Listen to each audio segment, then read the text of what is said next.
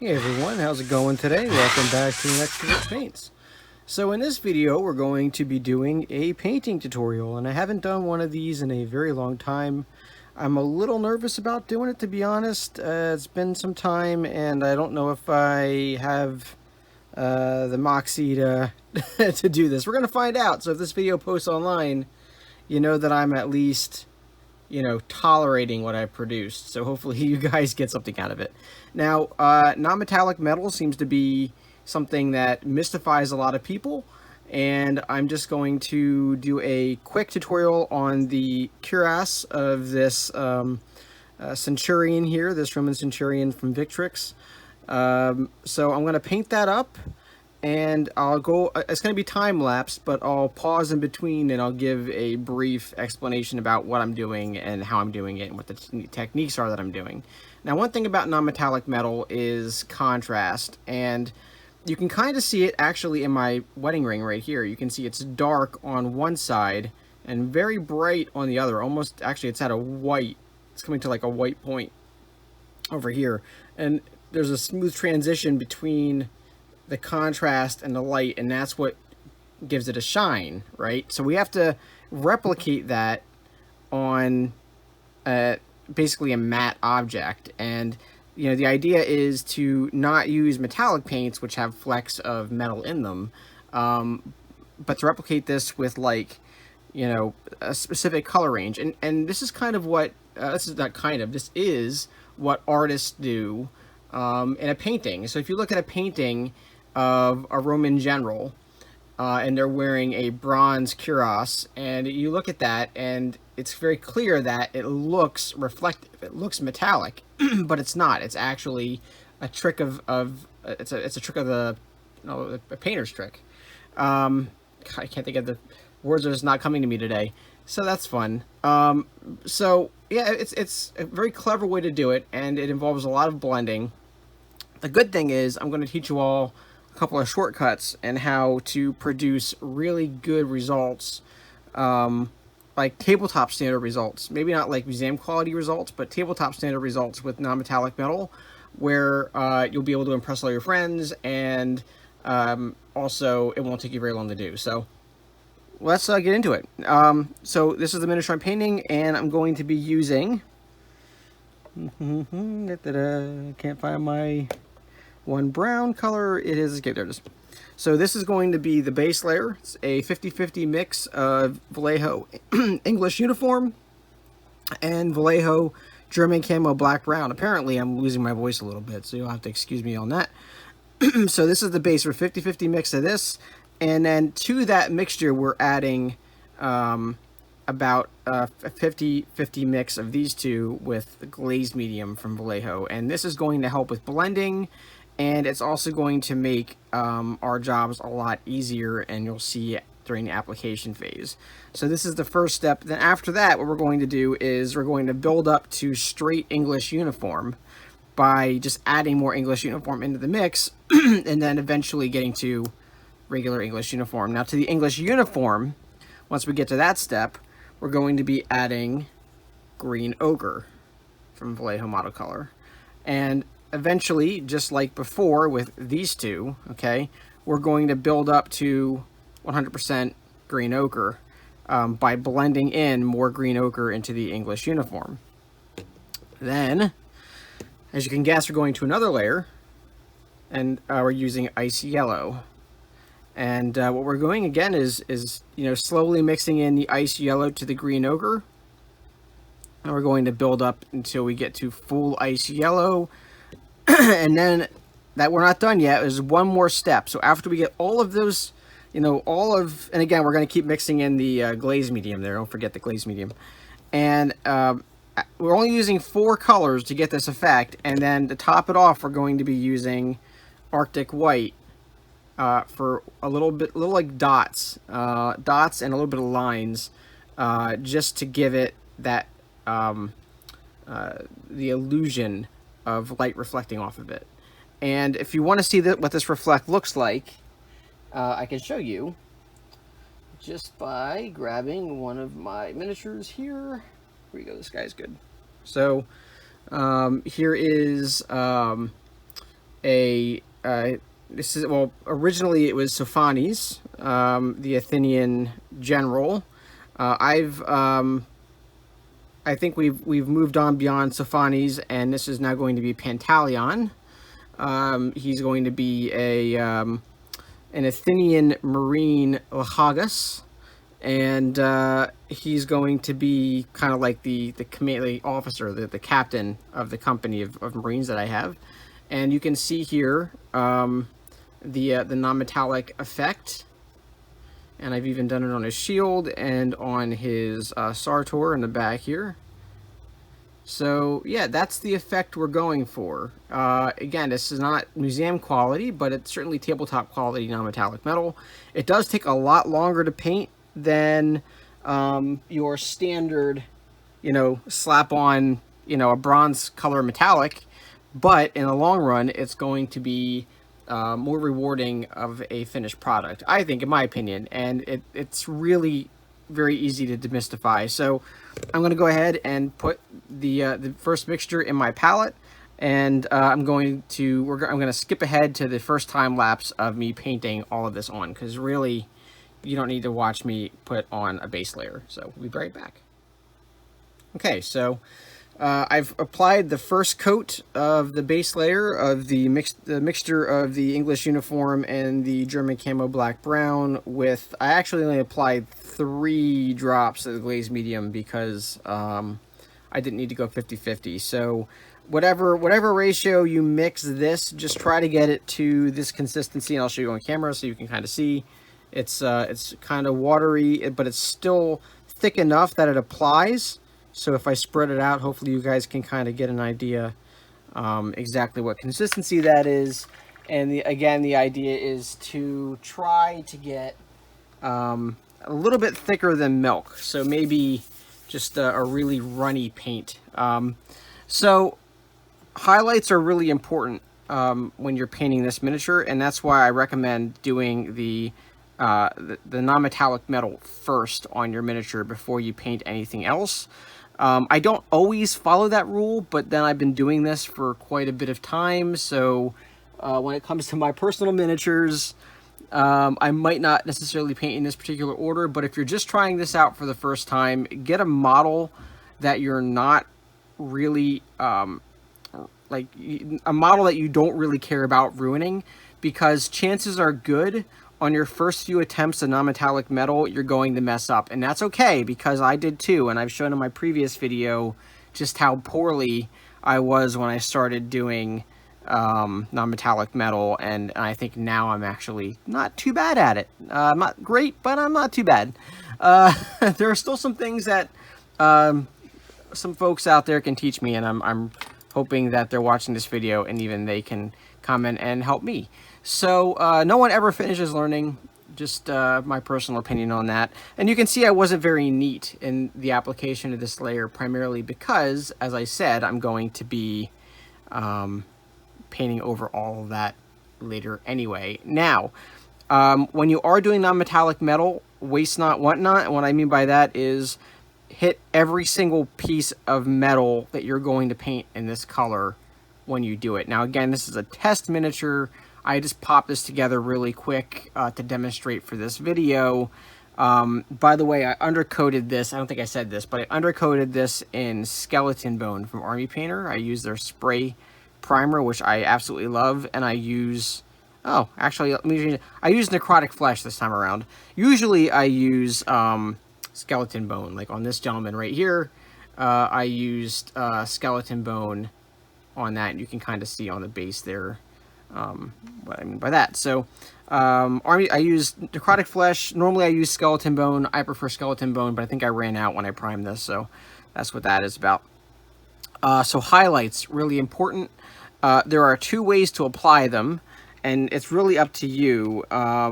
So typically what I do, and this is not always so again, the theory, and again, looking at my ring is a good example of what I'm talking about.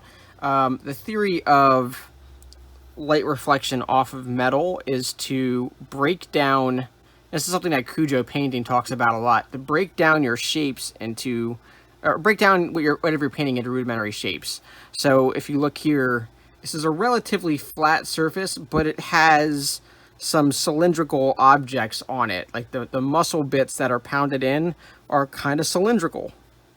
You have your your ab region right in here, which is either, you can actually think of this as either one large cylinder and paint that way, or multiple cylinders and paint that way. You also have the pectorals here.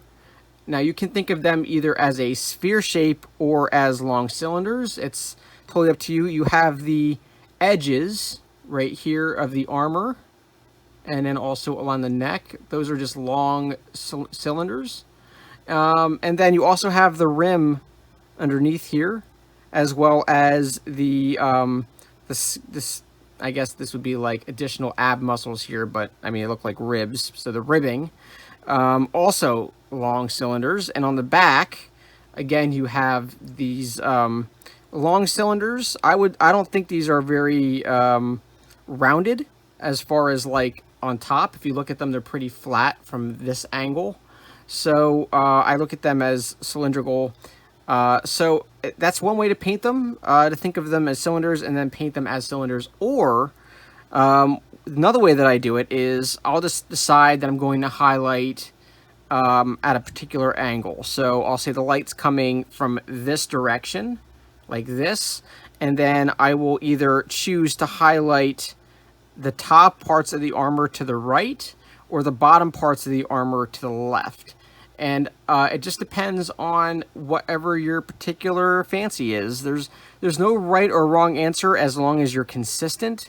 I know that some professionals out there might cringe at me saying that, but in my personal opinion, from the various miniatures that I've painted, I put the highlight in either spot, and I'm consistent about it. And at the end of the day, it looks non-metallic. It doesn't look, or I'm sorry, it looks metallic even though it's not. So it doesn't look like I was kind of fake it till you make it sort of thing. It actually looks legitimate. So again, that's totally up to you. And again, to demonstrate that, I can just pull two miniatures here and show you what I'm talking about. Let's see if I have another one handy. What is this guy doing? Let's take a look at him. Okay. Yeah. So here's a fellow that I did a non-metallic metal highlight on towards the lower part of his armor. So, you know, down here I focused it on the left-hand bottom corner, and then I just followed through on that with the other bits there. So that's the one way to do it. And the other way to do it, if I have a miniature handy that has it done, this guy work? Yeah. So this guy, I focused towards the top.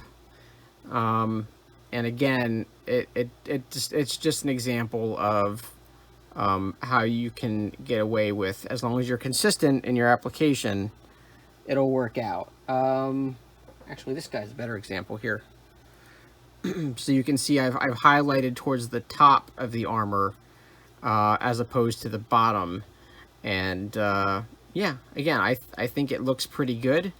From a tabletop standard, again, this is not, we're not talking museum quality art here, we're just talking that. So that's a little bit of where I'm coming from, and I wanted to explain that after I got the first layer down, because I think it'll help you kind of gather where you're going to put your highlights, because this is the part now where we got to start thinking about that, because every application after I get a second coat of the base on is going to be a highlight layer, and it's going to look crap for the first several mixes and layers that you're going to put down. So you probably won't notice a really good transition until you get to full green ochre. Before that point, you're going to look at it and go, man, I'm not doing something right. Just keep at it until you get the final white dots on, and then make the call as to whether or not it is a good paint job, because you're not going to know until you get to that point. So just trust me on this. Again, it does take a bit of practice to perfect it, but you'll get there, and the first try is always the hardest. So again, let's keep going. I'm going to put the next layer on off camera just to darken this up a little bit, and then we're going to come back and we're going to start applying our English uniform tone. So here we go.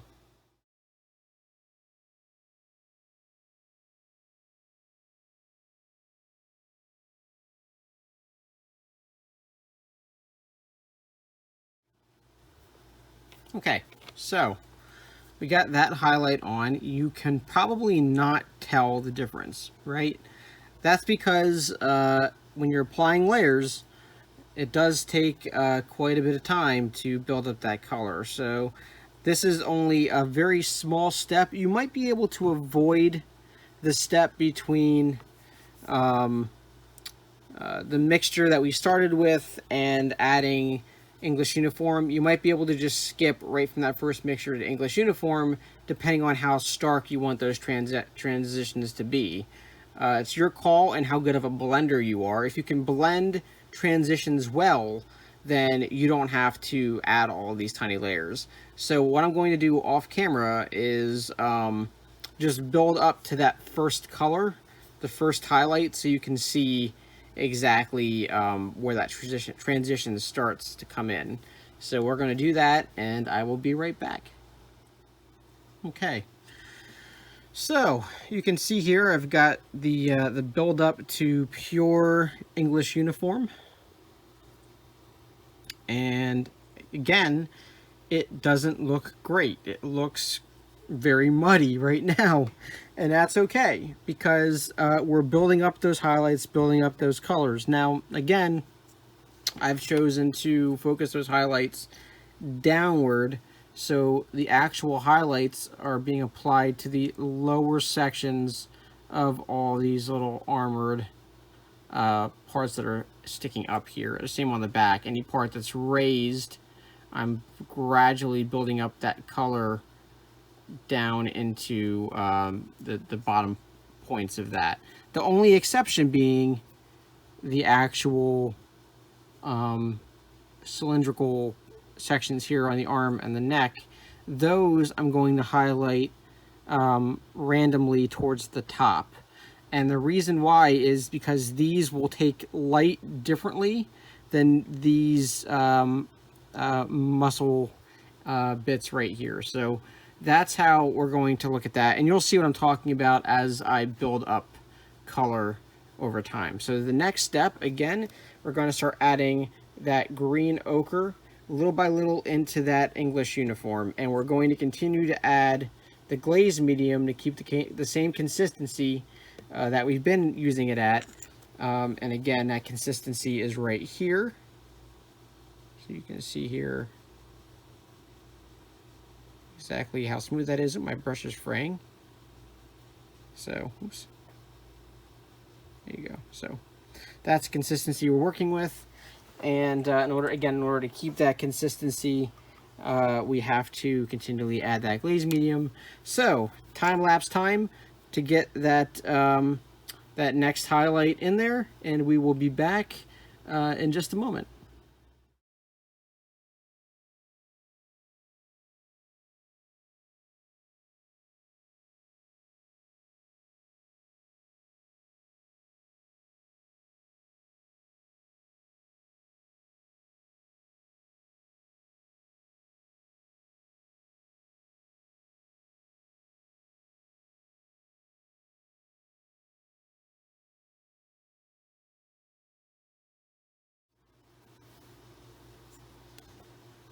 Okay, so we are starting to build up that highlight slowly.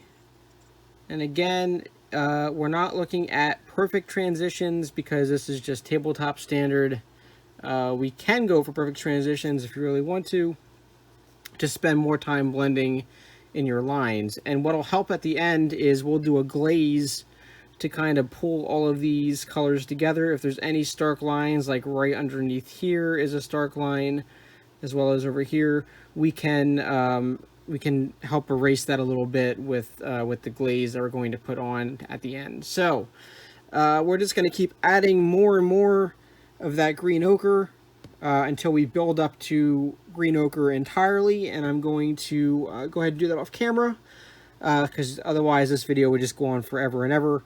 It's basically the same process you've seen me do, and one of the ways you can kind of help that transition is to do a technique called feathering, and that's you have a damp brush and you have two transitional lines that are still wet because of the glaze medium, and all you're doing is sort of using your brush to literally feather that out to create a better transition. So we're going to move on now.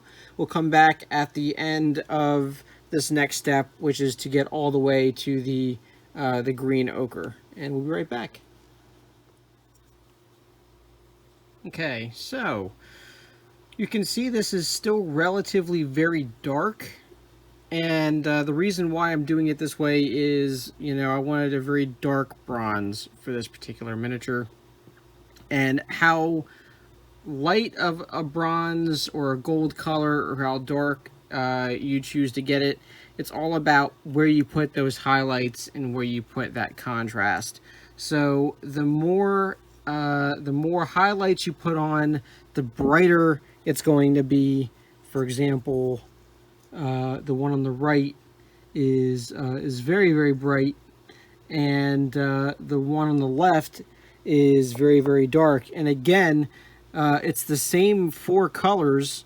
I actually haven't added any yellow, ice yellow yet. This is the next step, but it's the same four colors. Just how you apply them will determine how light and how dark that armor is, and it's a very good way to kind of add a little bit of variety to your miniatures, so they don't all look like they're wearing the exact same kind of armor. Because as you know, or if you don't, you're going to find out right now, you know, ancient armors, ancient craftsmen making armor did not all use the exact same ore, and there are impurities and imperfections in that ore that will give it a different tone or color. And this is true even in modern day reproductions. Depending on where you find them, they will be a darker or lighter bronze color. Now, sometimes they're really highly polished, but I wanted to give this this individual a very dirty metal look, almost like he is, you know, he hasn't had a chance to polish his armor. He's on parade, he's on campaign, he's a grizzled veteran. So this is kind of the story I'm trying to tell with this piece. Now we're going to start adding some ice yellow into the mix, and hopefully, all going well, this will actually look pretty good when we're all done. Now, right now, again, I know it still looks a little bit like crap, but we're building up to that that final product here. So, all right, see you guys in a few minutes.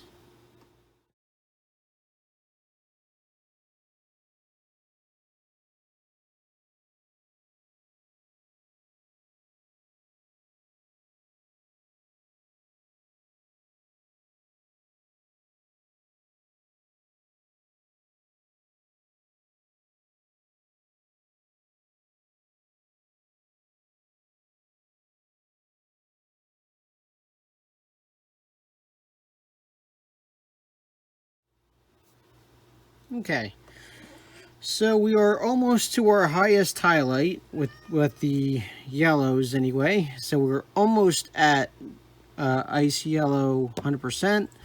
We're just a few steps away. You can see now that we have really progressed quite a bit from where we started. Now, a couple of things, if you can ignore my cat in the background who's meowing. You will notice during that that quick time-lapsed video that I do tend to push down the paint towards where I went to highlight. So the direction of your brush is really important. You want to make sure you are pushing down towards that highlight, or in the case of the little bands here, pushing up, pushing in on these down here. You really want to make sure you are paying attention to the direction that your highlights are going. Also, you will note that we are now covering less and less of the miniature. So as we build up our highlights, just as if you were highlighting clothes, you are going to really want to push those highlights to bare minimum, to the point where when we get to the pure yellow or the ice yellow, we're going to just be adding little dots. It's not going to be very much, and then when we get to the white, it's going to be even less. But I promise you the effect at the end is really going to pop, and hopefully back, where you are, if you're following along and you are doing the exact same thing and coming up with similar results. Now, if not, don't worry. Just go back, rewatch this video, try it on a couple more models. I guarantee you, after you get through 4 or 5 of them with this technique, it will become like secondhand to you. You'll get it like old hat. So just trust me on this. It will come naturally. The more you do it, it just takes practice. And let's keep going. We'll get on to the last couple of steps here. We'll be back in a minute. All right, so I just went in and added some red just to sort of, I don't know, help frame the non-metallic metal a little bit more. Hopefully you guys like how it turned out. I'm pretty happy with it. Now, a couple of things I did is at the end, after I added the white, and you can kind of make out where I put the white dots, I went in and I blended using my palette here. So you see I still have all my colors that I used right there. And I just went in and I blended a little bit better some of those transitions that I made earlier. And I tried to add just a little bit more green ochre from my palette to blend in, to add some of those midtones that I felt it was really missing. So it still keeps that dark look, but it is, as you can see, bronzy, I think. I mean, for me, it matches my taste. I think it came out pretty well. If you guys like this tutorial and you want to give it a shot at home, hopefully you followed along with this video. I apologize. I know this video is very long. It's really impossible to talk about non-metallic metal without going over some of the basics.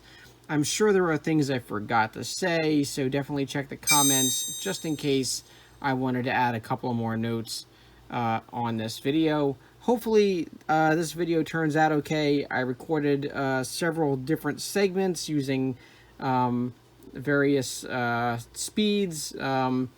And I've not done a video like that in a while, and technology has changed on me since the last time I've done it. At a future video, we'll come back, we'll talk about painting the helmet and maybe the greaves. Though honestly, I'm not sure if that's really necessary, because this technique can be applied for both of those items. You just take what you learned here, and as I said, you'd be doing this together. You'd be doing this as well as painting the greaves and the helmet, parts of the scabbard and the hilt of the sword, as this video was going along, so you don't waste any paint. I've probably wasted way too much paint already. So again, hopefully you guys like this video. By the way, Victrix models are amazing. I love painting them, and I've got a whole couple armies of them. So if you're looking for ancients to use to paint, this is a video you'll want to look at just to see how amazingly detailed these miniatures are. Now, when you're painting up the helmet, I'll just show a quick example of what that looks like once it is painted up. Assuming I have one handy, I do. Here we go. This is basically the same helmet with the exception of the crest. The crest is a little bit different, but you'll see how I painted that up. I kept the shadows towards the back of the helmet, and I've slowly built up the highlights to the front, and then added my dots and my white right there, and also around the cheek pieces, and also you'll notice on the shield I also non-metallic metal the shield as well, so the shield is all highlighted up. And yeah. So guys, I hope this video has been useful to you. If you have any questions, please leave them in the comments below. Like, subscribe, and share. And I'll see you guys in the next video. Hopefully more tutorials coming from me very soon. And you all have a great day.